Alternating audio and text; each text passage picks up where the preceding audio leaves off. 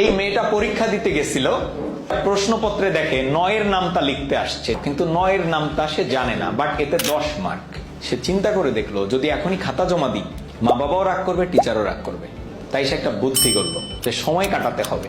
তো সময় কাটানোর জন্য সে এবার এই 9 এর নামটাকে এভাবে লিখে ফেললো, 9 গুণ 2, 9 গুণ 3 এভাবে করে লিখে ফেললো। এই 9কে 9, 9 10 90, এটা যারা নামটা পড়ে তারা সবাই জানে। এই 2টা লিখে ফেলছে। এবার সে ভাবতে শুরু করছে কয়টা পারি না গুনি। তো লিখলো 1টা পারি না, 2টা পারি না, 3টা পারি না, 4টা পারি না, 5টা পারি না, 6টা পারি না, 7টা পারি না, 8টা পারি না।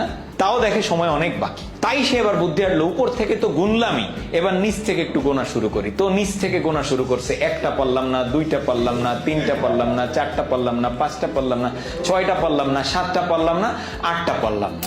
এবং পরীক্ষার খাতায় সে 10-এ 10 পেয়ে গেল। Wrong, sometimes right, not always right.